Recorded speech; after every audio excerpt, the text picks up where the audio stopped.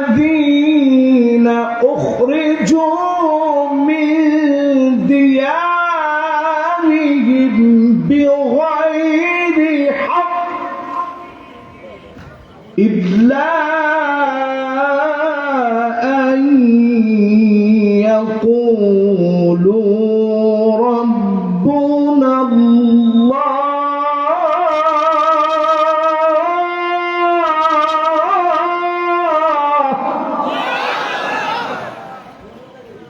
অন্য কোনো কারণে ঘর থেকে বের করে দেয় না। আল্লাহ রাব্বুল আলামিন জানায় দিলেন, গোলাম শোনো, তারা ঘর থেকে বের করে দিবে, অন্যায়ভাবে তোমাদেরকে বের করে দিবে, জোরপূর্বক ঘর থেকে বের করে দিবে, অন্য কোনো কারণে বের করবে না। তারা বের করবে এই কারণে, রব্বুনা আল্লাহ, যারা বলেছে আমার রব আল্লাহ, এই কথা স্বীকৃতি দিলে ঘর থেকে বের হওয়া লাগবে, সমাজ থেকে বিচ্যুত হওয়া লাগবে, জেল জুলুম সহ্য করা লাগবে। এরপরে যিনি বিজয় দান করে দিবেন তিনি কে? তাহলে বলেন, ঘর থেকে বের করে যখন দিবে বুঝতে হবে বিজয় আসতেছে, ঠিক কিনা বলেন? আজ ফিলিস্তিনের দিকে তাকায় দেখেন, আমার আপনার বয়স যা হয়েছে এই বয়সকে ডাবল করেন, প্রায় ৭৬ বছর যাবৎ ফিলিস্তিনে মুসলমানরা মাজলুম হচ্ছে। আমাদের বয়স কত বছর হয়েছে? আমি সেদিন অবাক হয়ে দেখছিলাম, ছোট্ট একটা বাচ্চাকে প্রশ্ন করেছে সাংবাদিক, গিয়ে প্রশ্ন করে বলছে, তোমার মাথার উপর দিয়ে বোমারও বিমান উঠছে, যে কোনো সময় বোমা বর্ষণ হতে পারে, তোমার কি ভয় লাগে না? ছোট্ট বাচ্চা আকাশের দিকে আঙ্গুল উঁচা করে বলছে, বিমানটা তো খুব কাছাকাছি আছে, আমার আল্লাহ এর চাইতে অনেক অনেক উপরে আছে। জোরে কোন আল্লাহ। ৪০,০০০ শিশু বাচ্চা ফিলিস্তিনে মা হারা হয়ে গেছে, বাপ হারা হয়ে গেছে, ৬৮,০০০ গোলাম শহীদ হয়ে গেছে। আল্লাহ ডাকে সারা দিয়ে চলে গেছে, লাখের উপরে মানুষ এখন আহত হয়ে গেছে, চোখ নাই, হাত নাই, পা নাই, খাবার আনতে যাচ্ছে। ইহলৌকিক সভ্যতার কথা যারা বলে, আকাশ প্রযুক্তির কথা যারা বলে, জাতীয়তাবাদের কথা যারা বলে, মানব অধিকারের কথা যারা বলে, ছোট বাচ্চা খাবার আনতে যাচ্ছে, তাকে গুলি করে শহীদ করে দিয়েছে, বোমা মেরে শহীদ করে দেওয়া হয়েছে। পৃথিবীর কেউ কোনো কথা বলে না, অবশ্যই যিনি এর বদলা নিবেন তিনি কে? وَمَكَرُوا وَمَكَرَ اللَّهُ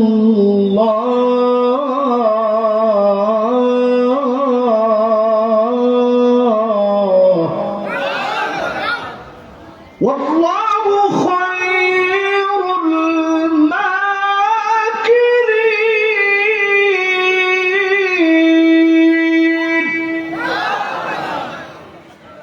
বদলা আল্লাহ নেবেন। বদলাটা কেমন হবে 20টা হাদিস দিয়ে আপনাদেরকে শোনাবো। শুনতে রাজি আছেন? একটা লোক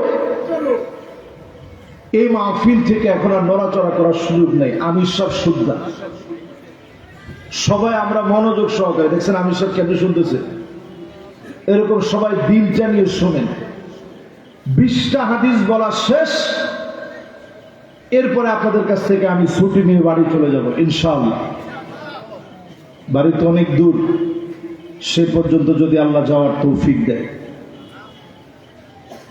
এক নাম্বার হাদিস আল্লাহর হাবিব বলেন, আকরু দারিল মুমিনিন, এই ফিলিস্তিন কোনদিন শূন্য হবে না, গাজা কোনদিন শূন্য হবে না, রাফা কোনদিন শূন্য হবে না, মুসলমানদের ক্যান্টনমেন্ট হবে ফিলিস্তিন। বলেন আল্লাহু আকবার। সময় সেই দিকে যাচ্ছে,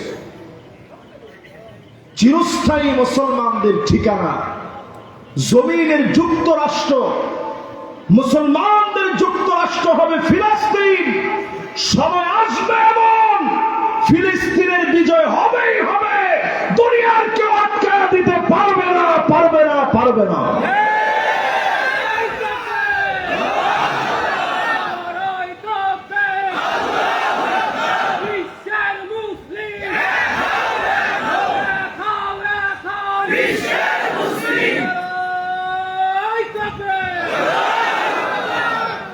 তাহলে এক নম্বর দিয়ে দিয়েছেন তিনি কে?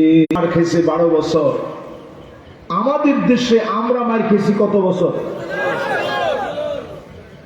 তো বরকত আসা শুরু হয়েছে, আপনারা বুঝতেছেন না? এই যে মাহফিলে আজকে আমির সাহেবের নাম নিছি, এই নাম তো দূরে থাক, ওনার নাম যদি পোস্টারের কোন লেখা থাকতো যে পোস্টারটা অমুকের সৌজন্যে, মুখতার সাহেবের সৌজন্যে পোস্টার, তাহলে আমরা মাহফিলটা করতে পারতাম। আর উনি যদি স্টেজে এসে বসতো, একটা আলেম মানুষ তো, আপনি দলীয় পরিচয় বাদ দেন, আমরা কি মাহফিলটা করতে পারতাম? সুতরাং সময় আসবে এমন, দিক দিগন্তে প্রান্তে প্রান্তে কালেমার পতাকা পাক পাক করে উঠবে, কোন জালেম তাকে পর্যন্ত বাধা দিতে পারবে না, ঠিক কিনা বলে? 2 নাম্বার হাদিস বলছে শামের ভিতরে বরকত আসবে, এই বরকত বিশ্বময় ছড়ায় পড়ছে, জোরে করে আল্লাহু আকবার। তাহলে 2টা হাদিস গেছে, বাকি আছে কয়টা? কয়টা? 18টা। এবার 3 নাম্বার হাদিসটা শুরু করি। 3 নাম্বার হাদিসের ভিতরে 6টা পার্ট আছে। কয়টা? আল্লাহর হাবিব 1 নম্বরে বলেন, উদুস সিত্তান বাইনা ইয়াদাইস সাআব, কিয়ামতের আগে 6টা বিষয় গুণে রাখবা। 1 নম্বরে মাউতি, আমি নবী দুনিয়া থেকে চলে যাব, উম্মত কোনদিন দেখবে না। বড় পরিতাপের সঙ্গে বলি, এক নজর নবীজিকে দেখি নাই, মক্কা মদিনায় যেতে পারি নাই। আল্লাহ নবী উম্মতের জন্য এত পরিমাণ কেঁদেছেন। আম্মা জান আয়েশা বলে, প্রায় রাতে আমার ঘুম ভেঙে যেত কান্নার আওয়াজে। আমি আমার কানটাকে নবীজির জবানের সামনে নিতাম, কি বলে নবী এত পরিমাণ কান্নাকাটি করে। যখনই কানটা নিয়ে যেতাম, কান লাগায় শুনতাম, অন্য কিছু বলে নবী কান্দে না। নবী আল্লাহর কাছে কান্দে আর বলে, আল্লাহুম্মা উম্মতি,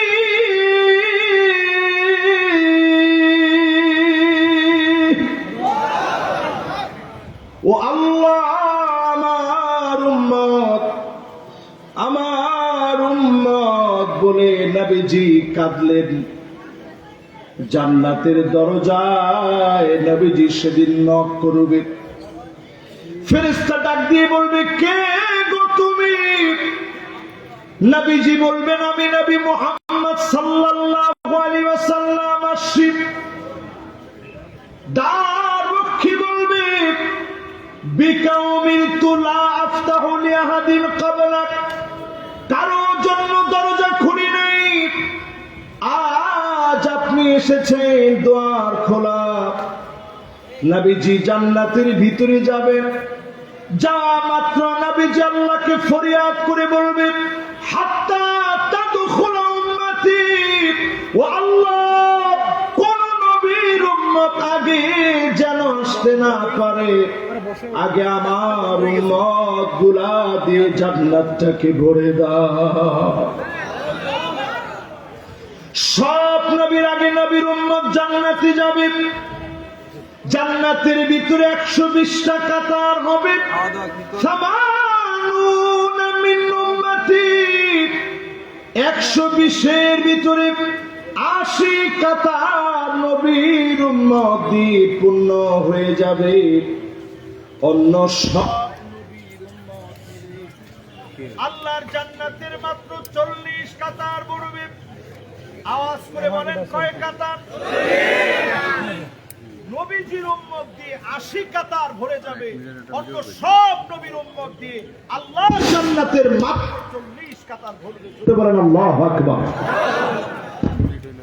আমার নবীর উম্মত দিয়ে ভরবে 80 কাতার। কত কাতার? জান্নাতের ভিতরে কাতার হবে 120টা। জোরে বলেন, কয়টা? আমাদের নবীর উম্মত দিয়ে ভরবে আল্লাহর জান্নাতের 80 কাতার। সব নবীর উম্মত দিয়ে ভরবে মাত্র 40 কাতার। বলেন আল্লাহ। খুশি না বেজা? খুশি? কষ্ট হচ্ছে আপনাদের? আল্লাহর জান্নাতের ভিতরে 120 কাতারের ভিতরে 80 কাতার সেদিন নবীর উম্মত দিয়ে পূর্ণ হয়ে যাবে। অন্য সব নবীর উম্মত মিলে 40 কাতার পুরা হবে। নবীজি সেদিন গর্ব করবে, ফাইন্নী মুকাসিরুন বিকুমুল উমাম। আয় আল্লাহ, এই সব আমার উম্মত, আমাদের মতো গুনাহগারদেরকে নিয়ে নবী গর্ব করবে। সেদিন যিনি মাফ করে জান্নাতি বানায় দিবেন তিনি কে? আপনারা একটু হালকা হালকা গুড়ি গুড়ি বন্ধ হয়ে গেছে না? একটু আল্লাহর দিকে তাকায় ডাক দিয়ে বলেন আল্লাহু আকবার। মাশাআল্লাহ, আপনারা কি ভয় পেয়ে গেছেন? আরে আমরা তো সেই জাতি যাদের উপরে আকাশ থেকে বোমা পড়লেও মুসলমান ভয় পায় না। জোরে কোন আল্লাহু আকবার। তাহলে হাদিস শোনাবো জানি কয়টা? আল্লাহ, আমি আপনার কাছে তৌফিক চাই। নম্বরে আল্লাহ, আপনি মেহেরবানি করে একটু সময় দিয়ে দিন। পড়েন আমিন। বেশি সময় লাগবে না, আল্লাহ অল্প একটু সময় দিলে হবে। 3 নাম্বার বলতে গিয়ে বলেছি, নবীজিকে আমরা পাবো না। এরপরে নবী সুম্মা ফাতহু বাইতুল মুকাদ্দাস, আবার বাইতুল মুকাদ্দাস গর্জে উঠবে। আবার মুসলমানের বিপ্লবী আওয়াজ ছড়া পড়বে। কামানের সামনে, বারুদের সামনে, মিসাইলের সামনে নারে তাকবীর, আল্লাহু আকবার স্লোগান দিবে।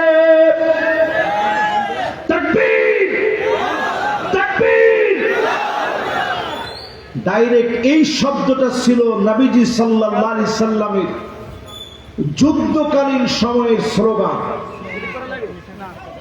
আমরা বাংলাদেশে অনেকে নারে তাকবীরের বিরোধিতা করি। আমার ঠিকটা তো জোরে বললেন না। এইদিকের লোকেরা বলছেন, এইদিকের লোকেরা বলেন না। সবাই বলেন তো দেখি। এক গ্রুপ পেয়েছি, তারা বলে নারে তাকবীর স্লোগান এটা দলীয় স্লোগান, এই স্লোগান দেওয়া যাবে না। আরেক গ্রুপ আমার মতো হুজুর পেয়েছি, তারা বলে নারে তাকবীর স্লোগান দেওয়া যাবে না। তোমরা এখন তো ঠিক কর না। নারে তাকবীর স্লোগান ওয়া কাব্বিরহু তাকবীরা, বাংলাদেশের প্রাঙ্গণে নারে তাকবীর স্লোগান এমন স্লোগান যার সাথে শাহাদাতের রক্ত মিশে আছে। এজন্য সব জায়গায় নারে তাকবীরের স্লোগান দিবেন। এটা বীরত্বের স্লোগান, ঠিক কিনা বলেন? যদি আপনি লিল্লাহে তাকবীর বলেন অসুবিধা নেই, নারে তাকবীর বলেন, তাও অসুবিধা নেই। তবে হাদিসে যে তাকবীর দেওয়া হয়েছে সেটা হচ্ছে তাকবীর আল্লাহু আকবার, যেটা নারে তাকবীরের ভিতরে পূর্ণাঙ্গ আছে, ঠিক কিনা বলেন? তাহলে এবার একটু বলেন, ফিলিস্তিন আবার বিজয় হবে, রাসূল সাল্লাল্লাহু আলাইহি সাল্লাম বলে গেছেন, বলেন আল্লাহু আকবার। দুইবার বিজয় হয়েছে ফিলিস্তিন, একবার বিজয় হয়েছে ওমর রাদিয়াল্লাহু তাআলা আনহুর জামানায়, আরেকবার বিজয় হয়েছে সালাউদ্দিন আইয়ুবীর জামানায়। শেষ আরেকটা বার যিনি বিজয়ী করে দিবেন তিনি কে? এরপরে নবীজি বললেন, সুম্মা মাউতানুন ইয়াখুযু ফীকুম কাকুআসিল গানাম। এমন সময় আসবে ছাগলের ঠান্ডা লাগলে যেইভাবে কাশতে থাকে, এইভাবে কাশতে থাকবে, ঠান্ডা জনিত মহামারী ছড়ায় পড়বে। এই মহামারীর নাম আমরা দিয়েছিলাম করোনা। এখন আবার নতুন করে যখন করোনা আসছে, ইমাম সাহেবদের দায়িত্ব বেড়ে গেছে। হুজুর, যেমনি হোক ভুলে যাওয়া দোয়াটা আবার আমাদেরকে একটু মস্ত করায় দেন, একটু মুখস্থ করায় দেন। এতদিন আবার একটু টান দিচ্ছে। আওয়ালা ইয়ারাউনা আন্নাহুম ইফতানুনা ফি কুল্লি আমিন মাররাতান আও মাররাতাইন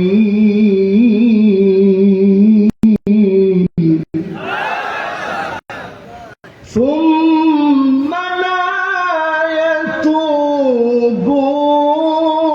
ওয়ালা হুম ইয়াযাক্কারুন।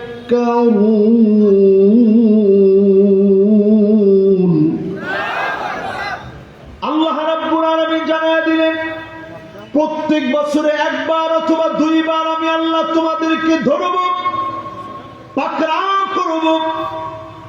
এরপরে যারা তাওবা করবে মাফ করে দিব। তাকায় দেখেন, এরপরে আমরা তাওবা করি না, ফিরে আসি না। বাংলাদেশে ভয়াবহ সময় আসার আগে, আবার করোনা আসার আগে, ভয়াবহতা ছড়ায় যাওয়ার আগে আল্লাহর দিকে তাওবা করে ফিরে আসে, জমিনে দিন কায়েমের সিদ্ধান্ত নেন। এই জমিনটাকে যিনি বালা মুসিবত মুক্ত করে দিবেন তিনি কে? এরপরে নবীজি বললেন, হাতের ভিতরে গুণে রাখবা।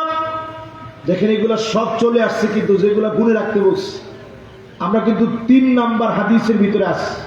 কয় নাম্বার? 3 নাম্বার হাদিসের 4th নাম্বার পাঠ হলো সুম্মা ইস্তিফাদাতুল মাল হাত্তা ইউতার রাজুল বিয়াতা দিনার ফায়াযাল্লু সাখিতা। 100 দিনার দিলেও মন ভরবে না। এখনকার সময়ে টাকা দেখে 400 কোটি টাকা মেরে খাওয়ার পরে কেরানির মন পর্যন্ত ভরে নাই, ঠিক কিনা বলে?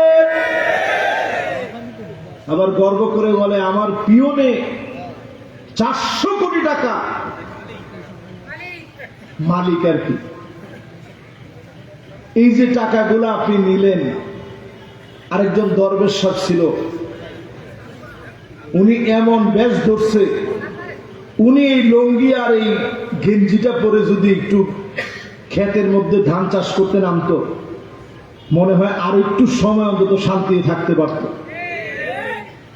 আপনি দেখছেন, এত ধনী হওয়ার পরেও ভালো একটা গেঞ্জি আর লুঙ্গিও বেশি নিয়ে যেতে পারে না। এই তো দুনিয়া। আরেকজন বিচারপতি মানি,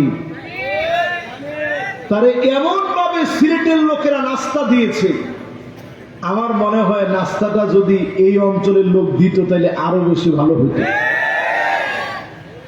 চিন্তা করছেন, সামান্য নাস্তা দেওয়ার পরে, দুনিয়ার নাস্তা খাওয়ার পরে তার অবস্থা এমন হয়েছে, তার গলার ভিতরে গামছা লাগায় যখন টান দিছে, তুই মানিক কেনা, সে চিন্তা করছে আমি যদি বলতে যাই বিচারপতি মানিক, তাহলে গলার ভিতরে এখনই ফাঁস লাগতে পারে। এই জন্য সেও মাথা লড়াই বলছে, হ্যাঁ আমি মানিক কেন। এবার একটু চিন্তা করেন, আযাব দিয়ে পরীক্ষা নেন কে? আবার উঠে নেন কে? আল্লাহর হাবিব বললেন এমন সময় আসবে চারদিকে সম্পদ বেড়ে যাবে, ক্রিপ্টোকারেন্সি বাড়বে। যারা এখানে আমার ডান এবং বামে আছেন, মাশাআল্লাহ, ডানে অনেকে আছেন, বামে অনেকে আছেন, সামনে অনেক অডিয়েন্স আছেন, আমার সম্মানিত প্রিয় ভাইয়েরা আছেন। বাংলাদেশে এখনো আমরা কেউ কার্ড তেমন ব্যবহার করি না, আমি নিজেই ব্যবহার করি না যেহেতু। তারপরে কয়জন ব্যবহার করেন আমি জানি না। আপনি বিদেশ গেলে দেখবেন সব লেনদেন এখন শুধুমাত্র কার্ডের মাধ্যমে হচ্ছে। এটা ইহুদিদের ভয়াবহ একটা চক্রান্ত।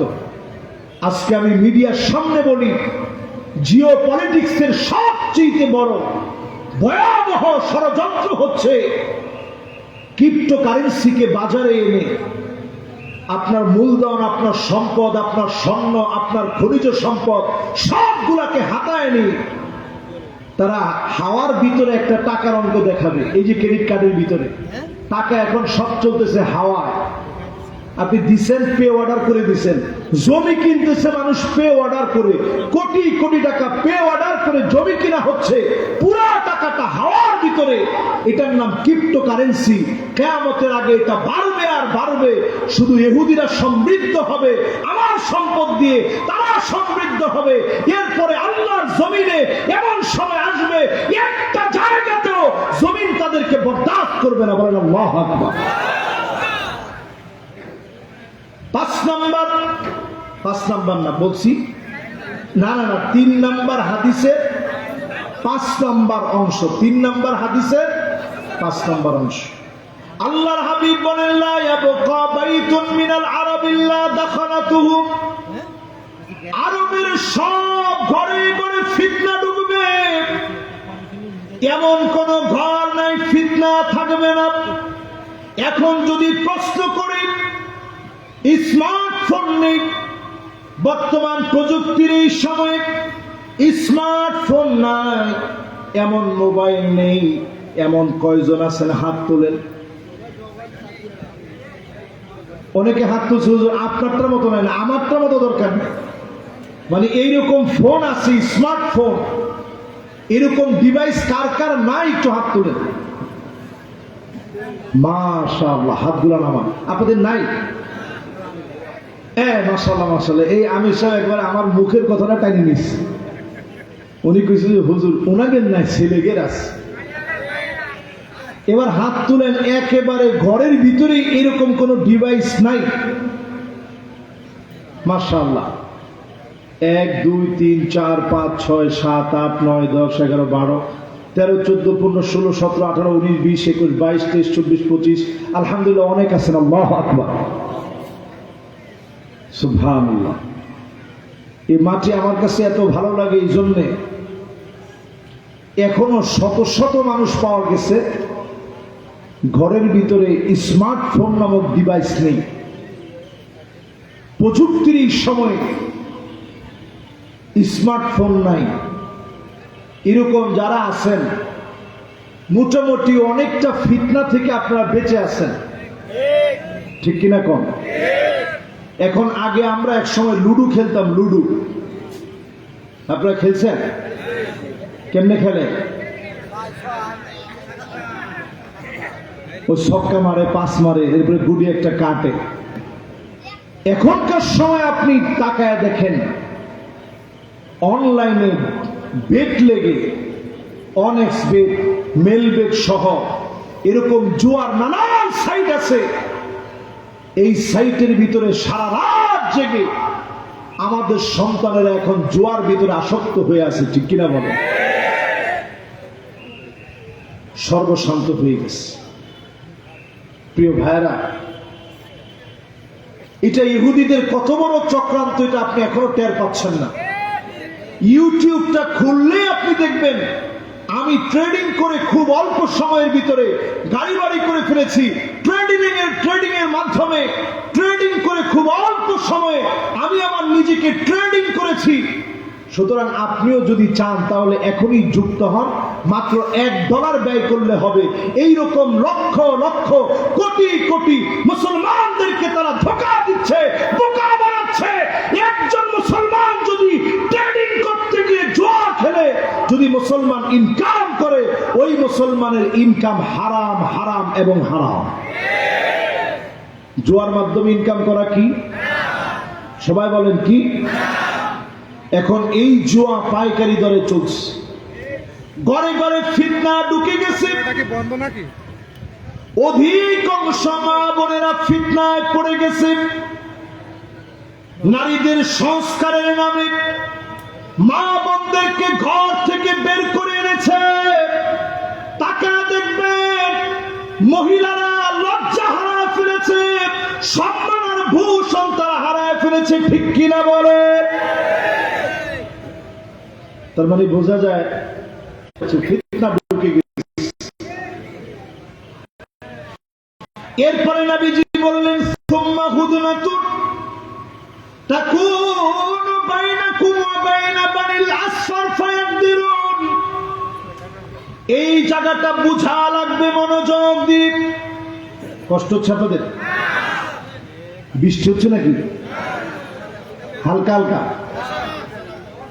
লিল্লাহে তাকবীর, জোরে কোন লিল্লাহে তাকবীর। আমরা বলছি আজকের পুরো মাহফিলটা ফিলিস্তিনের জন্য হবে। আমরা তো আর ফিলিস্তিনে যেতে পারি নাই। এই মাহফিলের কথাগুলোর কারণেও যদি আজকে যদি দুনিয়া থেকে চলে যায়, আল্লাহ যদি মাফ করে দেয়, এটা আমার জীবনে সবচেয়ে বড় পাওয়া হবে। জোরে কোন আল্লাহু আকবার। নবীজি বললেন খ্রিস্টানদের সঙ্গে চুক্তি হবে, বেশি দিন এই চুক্তি টিকবে না। ফায়াকদিরুন, এই চুক্তি ভঙ্গ হয়ে যাবে। আজ আপনি তাকা দেখেন, উত্তর কোরিয়া ইরানকে, উত্তর কোরিয়া ইরানের পক্ষে সায় দিচ্ছে, ইসরায়েলের পক্ষে ট্রাম্প দাঁড়িয়েছে, রাশিয়া মুসলমানদের পক্ষে বলতেছে বেশি দিন টিকবে না। বিনা সাহায্যে, মালিকের সাহায্য দিয়ে যিনি বিজয় দিয়ে দিবেন তিনি কে? নবীজি বলছেন 80টা দল হবে। 2টা বিশ্বযুদ্ধ এই পৃথিবীতে হয়ে গেছে।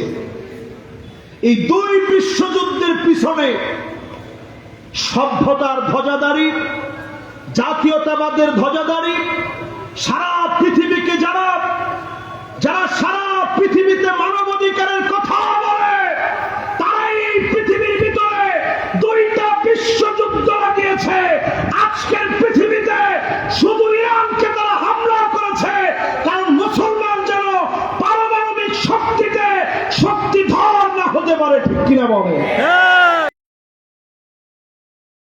পাকিস্তান মুসলমান, এখনো যদি আপনি পাকিস্তানের পক্ষে না বলেন, এখনো যদি আপনি ইরানের পক্ষে না বলেন, আল্লাহর আদালতে জবাব দেওয়া যাবে না। তারা সব এক হয়ে যেতে পারে। আল্লাহর জমিনে মুসলমানেরা বিজয়ের জন্য প্রস্তুত হয়ে যাচ্ছে, ঠিক কিনা বলে?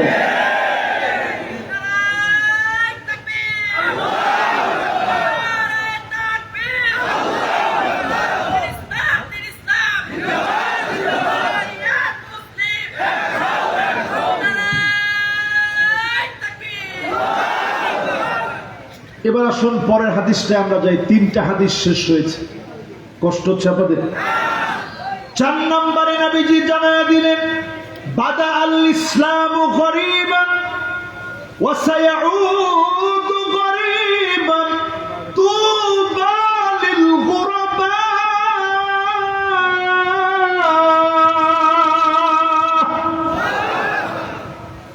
ব্যতিক্রম কিছু মানুষকে দিয়ে ইসলাম বিজয় হয়েছে, ব্যতিক্রম কিছু মানুষকে দিয়ে ইসলাম বিজয়ী হবে। এদের হাত ধরে ইসলাম আবার শক্তিশালী হবে। বলেন আল্লাহু আকবার। বাংলাদেশের দিকে তাকান, যাদেরকে ফাঁসির মঞ্চে নিয়ে গেছে সবাই ছিল ব্যতিক্রম মানুষ। হাসতে হাসতে ফাঁসির মঞ্চে গেছে, একটা লোক মাথা নত করে মাফ চায় নাই। প্রত্যেক রাতে তার আল্লাহর কাছে মাফ চেয়েছে। ফাঁসির মঞ্চে গিয়েছে, ওই মুহূর্তেও তারা জালেমদের কাছে বলে নাই যে আমাদেরকে ছেড়ে দেন, জীবনে ভুল করছি। আমাদের প্রিয় আল্লামা জীবনের শেষ অবধি পর্যন্ত দিনের কথা মাইকে যেভাবে বলেছে, বিশ্বাসে এইভাবে লালন করেছে। উনি যদি একটাবার বলতো যে আমি আমার জীবনের 50 বছর দাওয়াত দিয়েছি, ইসলামী আন্দোলনের পক্ষে বলাটা আমার জীবনের সবচেয়ে ভুল ছিল, আমার মেহরবানি করে মাফ করে দেন, জিন্দেগিতে আর কোনো দিন বলবো না। 13 বছর তো দূরে থাক, উনার জীবনে 13 দিনও জেল হতো না, শুধু হয়েছে জমিনে আল্লাহর দিন কায়েমের স্বপ্ন দেখেছে, ঠিক কিনা বল? কিন্তু আপনি মনে রাখবেন, শেষে এসে তিনি একটা হাসি দিলেন, এমন রহস্যে ঘেরা একটা হাসি। আমি হাসিটা দেখে মাগরিবের নামাজে যখন যাচ্ছিলাম, আমার কাছে পরিষ্কারভাবে মনে হয়েছে যে হুজুরকে তারা আর বাঁচতে দিবে না। আমি নামাজটা পড়ে যখন আসছি, আমার ভিতরে একটা মোচড় মেরে উঠছে। আমি শরীর খারাপ লাগায় আমি একটু শুয়ে পড়ছি। শুয়ে পড়ার পর হঠাৎ একটা ভূমিকম্প হয়েছে। এটাকে আপনারা জানেন না? এই ভূমিকম্পের পরে আমার কাছে পরিষ্কার হয়ে গেছে হুজুর মনে হয় আর নাই। আমি দৌড়ে হসপিটাল চলে গেছি। আমি গিয়ে দেখি বাদ ভাঙা পঙ্গপালের মতো, সমুদ্রের ঢেউয়ের মতো উপচে পড়া ঢেউ, মানুষ আর মানুষ দিয়ে ভরা। এক নজর হুজুরে দেখবে, কোনোভাবে যখন দেখতে পারলাম না, চলে গেছি হুজুরের বাসায়। একটা নজর একটু শুধু হুজুরে দেখব। আমার কাছে মনে হয়েছিল জালেমরা যত বড় জালেমই হোক, পরিবারকে তো একটাবার অন্তত দেখতে নিয়ে যাবে, পরিবারকে তো একটাবার দেখাতে নিয়ে যাবে, সুযোগ দিবে। ফজরের নামাজ পড়েছি 15ই আগস্ট। মাওলানা আব্দুল গফফার সাহেব হাফিজাহুল্লাহ ওয়া রাআহ এখনো হায়াতে আছেন, মালিবাগ কওমি মাদ্রাসার সম্মানিত মুহাদ্দিস। ওনার পিছনে আমি ফজরের নামাজ পড়লাম। নামাজের সালাম ফিরিয়ে তিনি বললেন, সারা পৃথিবী একজন আলেমকে হারায় ফেলেছে, আর আমি আব্দুল গফফার আমার নামাজের একজন মুসল্লিকে হারায় ফেলেছি। আল্লাহু আকবার। তিনি বলতেছিলেন, সারা রাত মাহফিল করে ফজরের নামাজটা তিনি জামাতের সঙ্গে সাদাই করতেন। আব্দুল গফফার সাহেব বলছিলেন, জেলখানা থেকে চিঠি যোগে তিনি অনেক কিছু লিখছেন, সময় আসবে একটার পর একটা সব প্রকাশ হবে। জালেমদের ভয় থাকবে, জালেমদের ভয়ে কোনো কথা বন্ধ থাকবে না, বদ্ধ দুয়ার খুলে যাবে। একদিন সব আমরা মুখ খুলে বলবো, বলেন আল্লাহু আকবার। আমি নিজে ওই ফজরের নামাজ উপস্থিত ছিলাম। ওইখান থেকে চলে গেলাম পিরোজপুরে। ওইখানে গিয়ে জানাজার নামাজে অংশগ্রহণ করলাম। সাইদি ফাউন্ডেশনে জানাজার নামাজ হলো, সেই জানাজার নামাজের মধ্যে অংশগ্রহণ করলাম। আমার কাছে বারবার মনে হচ্ছিল এই কোরবানি বেশি দিন, এই কোরবানির ফল পেতে বেশি দিন সময় লাগবে না, অল্প কিছুদিনের ভিতরে আল্লাহর গায়বী মদদে জালেমদের পতন হয়েছে, ঠিক কিনা বলেন? কত নম্বর হাদিস বলতেছিলাম, খেয়াল আছে? সবাই একটু আওয়াজ করে বলেন, কয় নাম্বার? 4 নম্বরের পরে প্রিয় ভাইরা আমার 5 নম্বরে চলেন। আল্লাহর হাবিব বলেন, হাত্তা তুরাল আরদু দামান ওয়া ইয়াকুনাল ইসলামু গরীবা। সারা দুনিয়ার ভিতরে মুসলমানদের রক্ত পড়ে থাকবে, জায়গায় জায়গায় মুসলমানের রক্ত ঝরবে। আজ জরিপ বলতেছে 2 কোটি মুসলমান মার খাচ্ছে, 20 কোটি মুসলমানের মাথার উপরে ছাদ নাই, শরণার্থী হয়ে গেছে। ইহুদিরা মুসলমানদেরকে মারে, খ্রিস্টানরা মুসলমানদেরকে মারে, বৌদ্ধরা পর্যন্ত আবার মুসলমানদেরকে মেরেছে, হিন্দুরা পর্যন্ত পার্শ্ববর্তী দেশে মারে। এরপরে মুসলমানদেরকে যিনি বিজয়ী বানায় দিবেন তিনি কে? কত নম্বর হাদিস? এবার 6 নম্বর হাদিসটা শুনেন। এই 5টা যে বললাম আপনাদের মনে আছে কার কার? মাশাআল্লাহ, কার কার? লিল্লাহে তাকবীর। এবার 6 নম্বর হাদিসটা শুনেন। যারা লিখে রাখতেছেন লিখে রাখেন, যারা অন্তরের খাতায় লিখছেন তারা আরো ভালো, যারা মোবাইলে রেকর্ড করছেন বাসায় গিয়ে শুনবেন। কয় নম্বর হাদিস? 6 নম্বর হাদিস। আল্লাহর হাবিব বলেন, ইউশিকুল উমাম আন তাদানি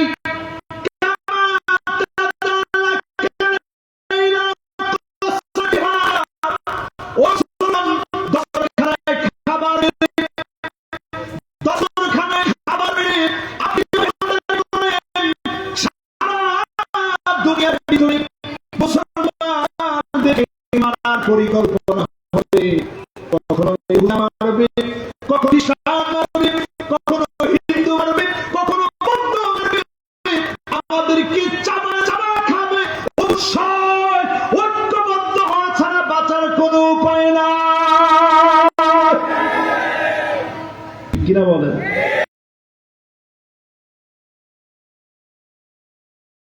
এইভাবে যেমন বলে বলে খাওয়ানো হয়, আজকে বলা হবে বাংলাদেশ ভালো, কালকে বলা হবে পাকিস্তান ভালো, এরপরের দিন বলবে আফগানিস্তান ভালো, এরপরের দিন বলবে ইরান ভালো। একটার পর একটা ধরবে। যদি বাঁচতে হয় ঐক্যবদ্ধ হওয়া লাগবে, ঠিক কিনা বলেন? এগুলো কি আমার কথা? আপনাদেরকে শোনাচ্ছি। কত নম্বরে ছিলাম? ভেজাল লাগিয়ে দিচ্ছে। কত নাম্বার? 6 নাম্বার শেষ। এবার 7 নাম্বার শুরু। একজন মুরব্বী নাতিরি নিয়ে উঠে চলে যাচ্ছে, আসবেন তো? উনি হাত দেখায় বলছে আসবেন।